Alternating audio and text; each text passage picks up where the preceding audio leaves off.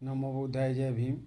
गौतम बुद्ध के बारे में जैसा कि भारत के इतिहासकार और नाटककार बताते हैं कि गौतम बुद्ध घर छोड़ करके चुपचाप चले गए थे, किसी को कोई सूचना नहीं मिली थी।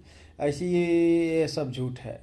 गौतम बुद्ध चुपचाप नहीं गए थे और ना ही किसी बूढ़े व्यक्ति को, किसी भी मरिया व्यक्ति को या किसी मृत्यु व्यक्ति को देख करके वो उनके मन में ऐसी कोई भावना आई थी जिससे वह घर छोड़कर चले गए थे। ऐसा नहीं था। उस समय वह कारण यह था कि उनके ऊपर राजद्रोह का आरोप लगा था। राजद्रोह यह था कि रोहिणी नदी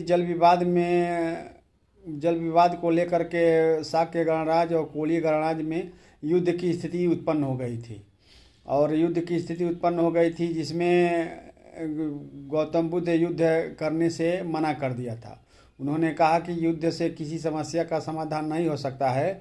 इसलिए उनके ऊपर यह आरोप लगा कि यह तो अपने अपने अपने राज्य से वह धोखा कर रहे हैं या तो उसकी आज्ञा का पालन नहीं कर रहे हैं। उस समय नियम यह था कि जो भी इस तरह का जिस पर इस तरह का आरोप लगेगा वह देश निकाला हो जाएगा, उसको राज्य छोड़ करके जाना पड़ेगा। इस तरह से उन पर भी आरोप लगा। तो वह तो राजकुमार थे, तो उनको तो कोई ये बात कहने वाला था नहीं कि आपको घर छोड़कर जाना पड़ेगा, राज्य छोड़कर जाना पड़ेगा। लेकिन वह स्वयं यह तय कर लिए कि नहीं, अगर आरोप लगा है तो मैं भी उस नियम का पालन करूंगा और मैं राज्य छोड़ करके दूसरे राज्य में चला जाऊंगा। ये जब नियम इनके उनके निर्णय का जब लोगों को पता चला तो उनके माता पिता जो थे सब ने इनको मना किया कि नहीं, जाने की कोई ज़रूरत नहीं है, आप मत जाइए। तो उन्होंने कहा नहीं, जब सबके लिए नियम बना है तो मैं भी उस नियम को पालन करूंगा और मैं राज्य छोड़ करके दूसरे अपना राज्य त्याग दूंगा। इस तरह से जब उनके राज्य छोड़ने का खबर पूरे राज्य के लोगों को मिला और तो पूरे राज्य में इस तरह की हलचल मच गई। तो जो दिन था उनको जाने के लिए, तो वह जब घर से निकले तो उनके साथ उनके माता पिता और उनकी पत्नी, उनके भाई जो थे, चचेरे भाई थे, और राज्य के जो भी उनके मंत्रीगण थे, उनके नागरिक थे, सब साथ में पीछे पीछे उनके जा रहे थे। जब कुछ दूर जब पहुँचे तो उन्होंने कहा कि ऐसा है, आप लोग अब अपने घर जाइए और हम आगे का सफ़र अकेले ही तय करेंगे। तो निवेदन के बाद धीरे धीरे सब वापस हो लिए। तो वहाँ पर राजा, उनके पिताजी जो सुद्धोधन थे, उन्होंने अपने मंत्री छन्ना से कहा कि ठीक है, लेकर जाओ और राज्य की सीमा पर से इनको वापस लेकर के चले आना। सब वापस चले गए और छन्ना और गौतम बुद्ध साथ चले गए। जाते जब वो अनुमा नदी के तट पर पहुँचे तो गौतम बुद्ध ने छन्ना से कहा कि ऐसा है, आप भी अब वापस जाइए और हमको यहीं से अब आगे का सफ़र तय करना है।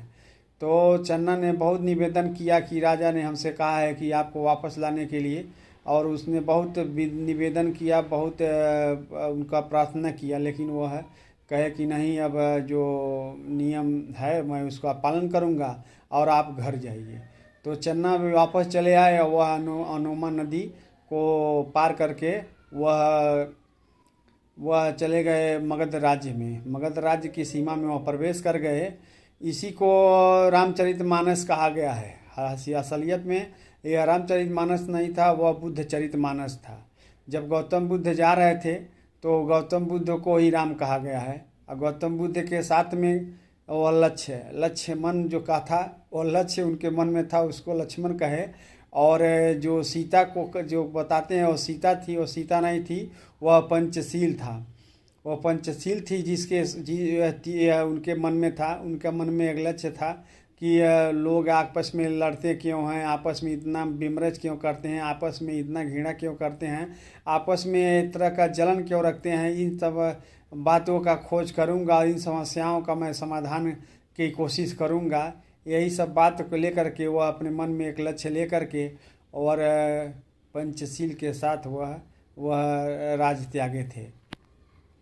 और इसमें एक भी और भी है कि कौशल्या के राम का मतलब यही था, वह जो शाक्य गणराज्य था वह कौशल राज्य के अधीन था, वह कौशल राज्य में आता था, इसलिए वह कौशल्या के राम कहे गए। और उसमें और वैसा कोई कहानी जो बताते हैं वह बुद्ध की ही कहानी बताते हैं। ऐसा कोई अलग से कोई राम और कोई अयोध्या, कोई सीता और लक्ष्मण नहीं था। और भी बातें हम बताएंगे, तब के लिए नमो बुद्धाय, जय भीम।